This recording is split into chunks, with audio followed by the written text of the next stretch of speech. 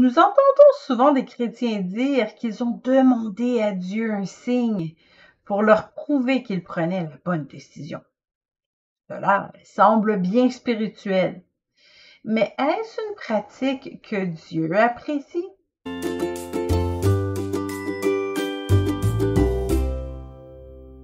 Plusieurs personnages bibliques ont demandé des signes à Dieu pour toutes sortes de raisons. Gédéon étant l'un d'eux. Il avait demandé à Dieu d'utiliser la rosée pour lui confirmer sa volonté. Vous trouverez l'histoire dans Juges 6, du verset 36 à 40. Dieu aussi utilise des signes, mais c'est généralement dans le sens de symbole. J'ai placé mon arc dans la nue et il servira de signe d'alliance entre moi et la terre. Genèse 9, verset 13. Vous circoncirez et ce sera un signe d'alliance entre moi et vous. Genèse 17, 11. Parfois, Dieu utilise des signes pour prouver à ceux qui ne croient pas en lui qu'il est vraiment Dieu et que c'est vraiment lui qui parle, comme dans le cas des 10 plaies d'Égypte.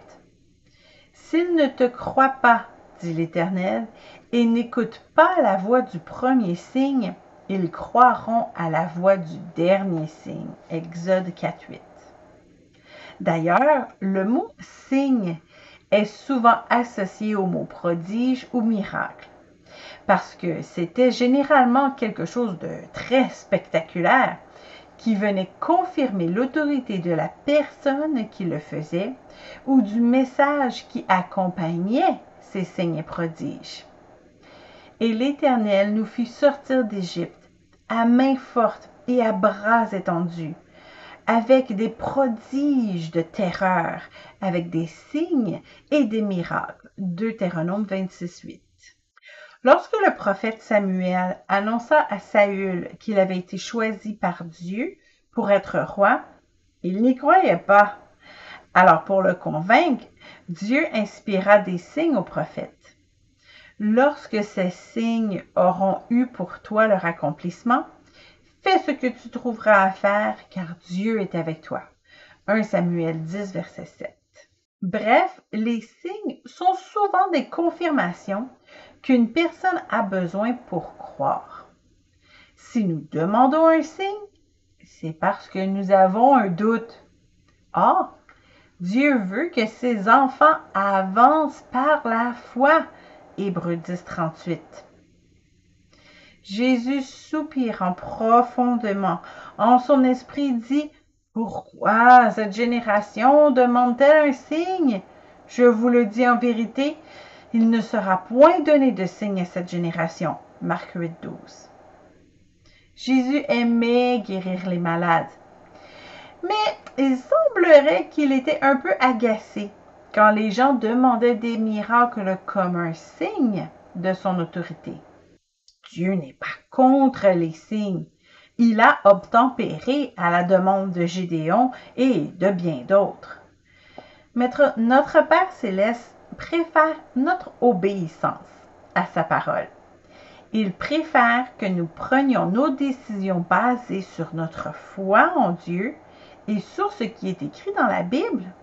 Par exemple, il est écrit dans 1 Corinthiens 6, 14 et 15 qu'un enfant de Dieu ne devrait pas s'associer, incluant se marier, avec une personne non croyante.